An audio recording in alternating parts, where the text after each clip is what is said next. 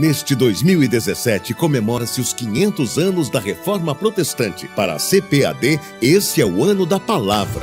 Meus irmãos, a paz do Senhor. Estamos de volta para mais um subsídio da Escola Bíblica Dominical. E nós vamos falar nesse subsídio sobre a abrangência universal da salvação. É a lição de número 6.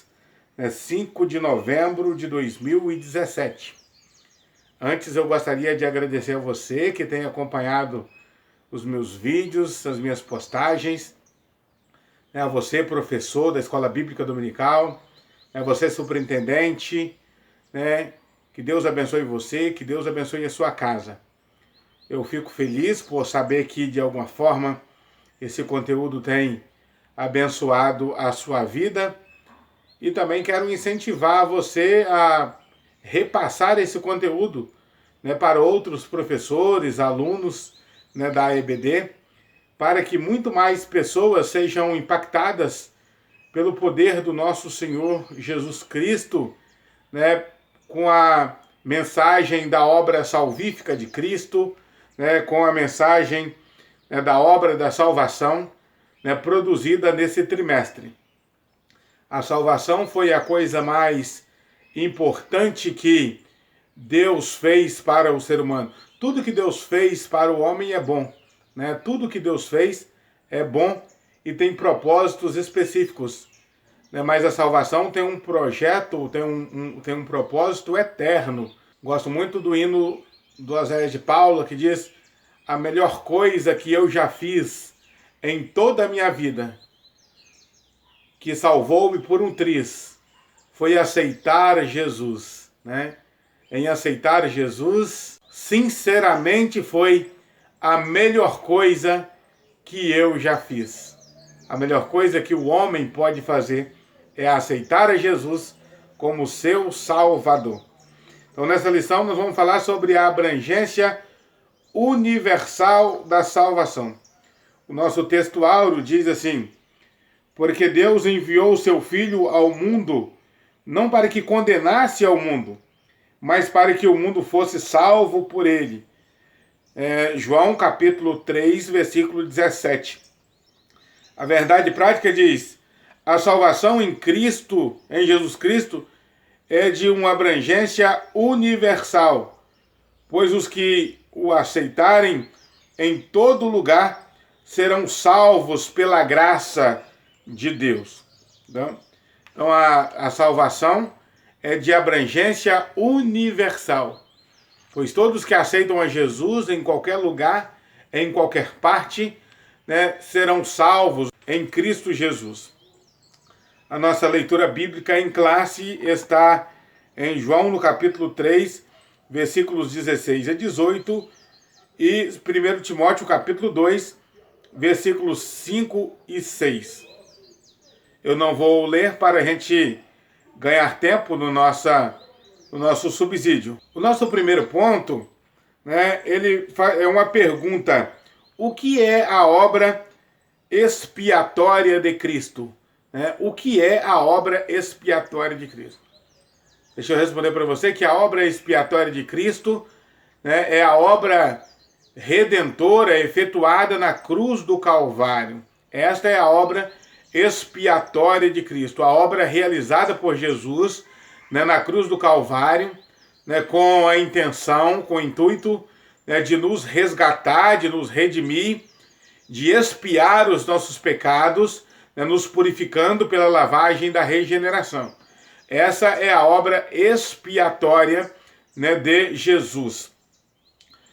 No Antigo Testamento nós temos um evento que era chamado de o Dia Nacional da Expiação, ou Dia de Yom Kippur, onde 2 bodes eram colocados no arraial e o sumo sacerdote declarava a maldição do povo sobre ambos, e um era degolado e outro era solto no deserto para morrer pelo deserto.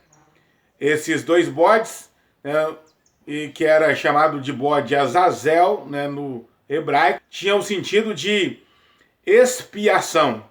E todos os dois, né, tipificava Cristo.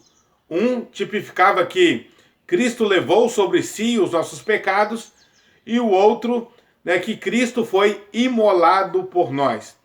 Isso ocorria no Dia Nacional da Expiação, também chamado dia, né, de Yom Kippur. Foi exatamente isso que Cristo fez por nós. Ele tanto levou sobre si os nossos pecados, como foi imolado na cruz do Calvário pelos nossos pecados. Isso é a expiação feita ou realizada por Jesus, o nosso Senhor. No nosso primeiro ponto, aqui no primeiro item, ele fala sobre a necessidade, né, da expiação. A expiação, ela se tornou uma necessidade porque o pecado atingiu a humanidade e a criação de modo que o ser humano não consegue resolver o problema em si mesmo. O pecado dominou a humanidade, dominou o ser humano de uma tal maneira que ele, por si só, né, não consegue resolver esse problema. Tem um hino da harpa que diz: em mim mesmo nada tenho em que possa confiar, mas Jesus morreu na cruz para me salvar. Então o ser humano, né, de si mesmo, ele não pode resolver os seus problemas, né, o seu pecado. Ele de si mesmo, ele não tem como pagar a dívida que ele contraiu com Deus. O segundo item fala sobre a abrangência, né, do pecado. Então a expiação é uma necessidade também, porque o homem se tornou pecador. Né? Por um homem entrou o pecado no mundo, e pelo pecado entrou a morte, de maneira que todos ficaram comprometidos, né, destituídos da glória de Deus. Todos pecaram e destituídos ficaram da glória de Deus. Então, por isso, né, havia essa necessidade, né, de Cristo efetuar esse pagamento dessa dívida, né, essa purificação do homem pecador. No terceiro item, ele vai falar aqui sobre a expiação, né, de Cristo. Como estudamos na lição anterior, o sacrifício do Antigo Testamento apontava para a obra expiatória de Cristo. Então, aqueles sacrifícios efetuados, né, por meio de bode, né, de carneiro, de novilho, ou aliás, todo o sacrifício do Antigo Testamento, né, apontava, né, para o sacrifício de Cristo, né, que tira o pecado do mundo. No nosso segundo ponto, ele vai falar sobre o alcance, né, da obra expiatória de Cristo.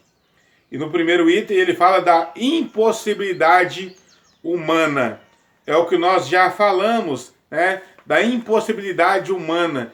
Em si mesmo, o homem não consegue, né, em si mesmo, o homem não tem condições, né, de reparar os seus danos, né, de pagar a sua dívida, né, contraída com o Criador. Então, no segundo item, ele vai dizer: Cristo ocupou o nosso lugar. Então, como se dá para observar, é uma sequência. Pelo fato de que o homem é impossibilitado, né, de resolver essa situação, Cristo ocupou o nosso lugar. Ele tomou o nosso lugar na cruz do Calvário. Esse ato de Cristo tomar o nosso lugar é conhecido na teologia como, né, sacrifício substitutivo. Era como se alguém estivesse preso, encarcerado, e outra pessoa inocente, né, pudesse tomar o seu lugar. Chegar lá para o delegado ou para o carcereiro e dizer: eu quero que solte fulano e eu vou ficar no lugar dele. O nosso terceiro item aqui, ele vai falar sobre o alcance universal, né, da obra expiatória. Capítulo 3, o versículo 16, né, de João, diz que Deus amou o mundo de tal maneira que deu seu Filho unigênito, para que todo aquele que nele crê não pereça, mas tenha a vida eterna.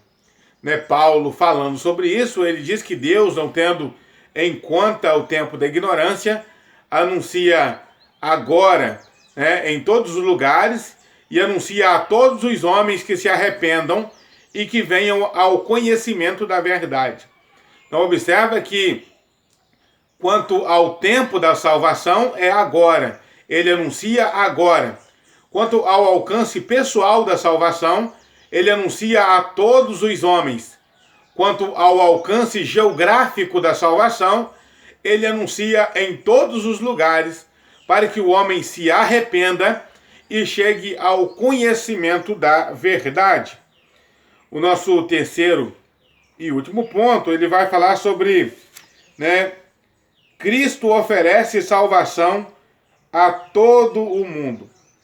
A salvação oferecida por Cristo na cruz do Calvário, nosso primeiro item aqui, o comentador mostra que essa salvação, essa expiação, ela contempla o perdão dos nossos pecados, contempla a libertação, né, a nossa libertação, a libertação do nosso cativeiro, e também contempla a cura, que é tanto cura física quanto espiritual.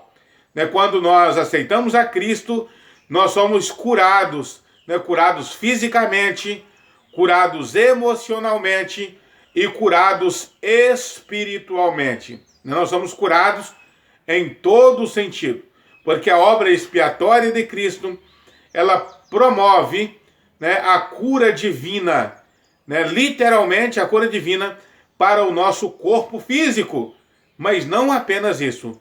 A maior cura, que é a cura da alma, né, a cura espiritual. Nosso segundo item do terceiro ponto, ele vai falar sobre a salvação é para todo mundo. A salvação é para todo mundo. O comentador já vem explicando ao longo da lição que a salvação, ela é uma obra abrangente, né, diferente do que pensa, né, os calvinistas, a quem a gente tem muito respeito, né, pela sua teologia, né, mas eles acreditam que a salvação é limitada, a obra da redenção é limitada. Né, daí, né, no Concílio de Dort, em 1619, né, foi elaborado, né, por ocasião, né, da teologia reformada, os 5 pontos calvinistas, né, que é a total depravação, que diz que o homem é totalmente depravado e por isso ele não consegue por si só, né, resolver o seu problema, ele não consegue, precisando da intervenção divina, e com isso a teologia arminiana, né, concorda, né, a eleição incondicional, que diz que Deus elege o homem incondicionalmente, e aqueles que são eleitos, né, não tem como negar ou não tem como rejeitar essa eleição. Né? Depois temos a limitação, né, da graça, que diz que a graça é limitada aos eleitos. Né? Depois nós temos a irresistibilidade dos santos, que diz que os santos, eles serão salvos irresistivelmente, eles não podem resistir à graça, porque a graça é poderosa. E por fim, a perseverança dos santos. Esses são os 5 pontos do calvinismo, né, que a teologia arminiana, né, não concorda, respeita esses pontos calvinistas, mas, né, de acordo com o entendimento arminiano, que é seguido pela teologia pentecostal, né, não concorda ou não confere com as Sagradas Escrituras pelo fato de que várias vezes a Bíblia Sagrada diz que Cristo, ele morreu por todos os homens, né, porque Deus amou o mundo de tal maneira, e não apenas os eleitos, e deu seu Filho unigênito, para que todo aquele que nele crê não pereça, mas tenha a vida eterna. Esse versículo, por si só, ele já anula vários desses pontos calvinistas, né? Principalmente a questão da limitação da graça. né, mostrando assim que a graça ela é abrangente e ilimitada. Né? Paulo, ele diz que Deus, não tendo em conta o tempo da ignorância, anuncia a todos os homens para que se arrependam e venham ao conhecimento da verdade. Mostrando assim também que a salvação ela é estendida a todos os homens e não a um grupo, né, chamado de eleitos. Por fim, nós temos aí a responsabilidade do cristão. A graça é para todos, a salvação é para todos, sim, a salvação é para todos, mas essa salvação ela precisa ser conhecida no mundo. Deus, ele nos conclama que nós façamos conhecidas as suas obras entre as nações. Então, o pecador, ele pode ser salvo, mas ele precisa ouvir a mensagem da salvação. Paulo, falando sobre isso, ele diz: como crerão daquele a quem não ouviram? Como crerão, daquele em quem não ouviram? Então a salvação está à disposição de todos os homens, mas essa salvação ela precisa ser anunciada. Nós temos a responsabilidade de aceitar a salvação, porque nós não somos obrigados a ser salvos. Nós temos o livre-arbítrio, mas uma vez querendo ser salvo, nós temos a responsabilidade de operar a nossa santificação no sentido de permitir Cristo trabalhar em nós. Operar a nossa santificação, não fazer, não nos fazer santo, mas permitir ser santo. Permitir Deus operar em nós a obra da santificação, que o escritor aos Hebreus diz que sem a qual ninguém verá o Senhor. Portanto, essa é a nossa sexta lição, a abrangência universal da salvação ou da expiação. E eu espero que Deus tenha falado ao seu coração e que, de alguma forma, esse subsídio possa ajudar você para no próximo domingo você estar ajudando os seus alunos e escola bíblica dominical. Que Deus abençoe você, que Deus abençoe a sua casa. Até um próximo vídeo, se Deus quiser. Se você gostou desse vídeo, deixa o seu like e também comente sobre ele. Se você gostou do conteúdo, se inscreva em nosso canal. Você também pode ver outros vídeos que aparecem aí na sua tela. Que Deus abençoe você.